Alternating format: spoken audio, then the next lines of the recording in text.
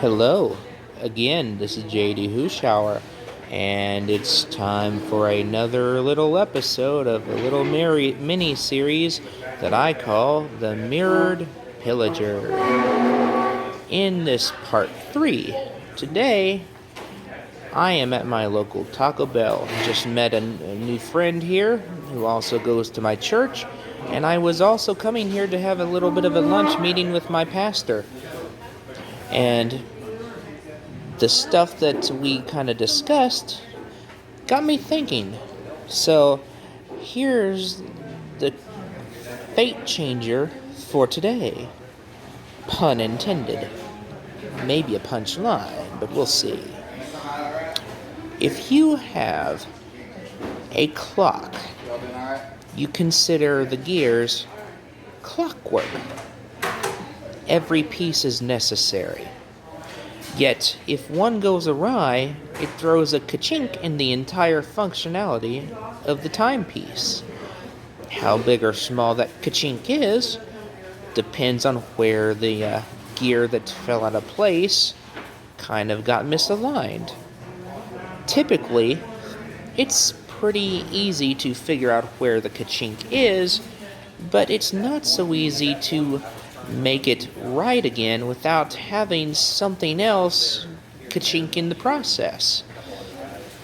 You have to unwind, rework, intertwine, rewind, and then work again. It's quite a process, typically, for those who are familiar with timepieces and clocks. So, apply this concept to a black and white versus a middle ground gray thought process in reality. The thought process I refer to is what I call critical doing. Now, I thank God that I ain't a timepiece, because I'd screw this up massively if that were the case. But, like the salty old dog I am, reverse palindrome there, if you caught it, the gear of fate is a shifty one.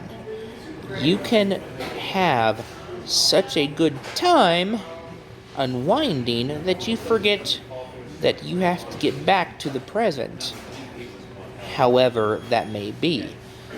In life, critical doing is like a cog that's misaligned, but at the same time, it's misaligned for the purpose solely to be realigned.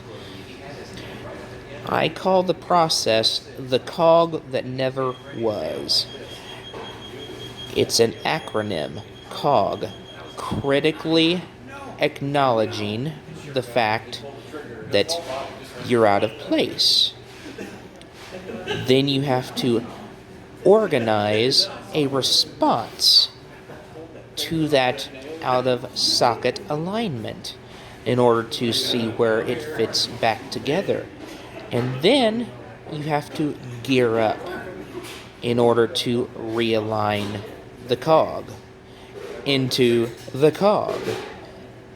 See what I did there? A piece of a puzzle. And they all fit together just like one big gear in a bigger puzzle. Tell that to your palabyrinthial equations expert at your high school or college, and see how the dominoes start falling. Well, that's the image and concept I wanted to portray today. Where do you fall into alignment? Where do you fall out of alignment? What image of yourself are you portraying when you're in line, when you're out of line? What cog gets your gears going the most? Which gear tends to not phase you at all? Good questions, but there are many answers. Maybe not a single right one. I'd say certainly not a single right one.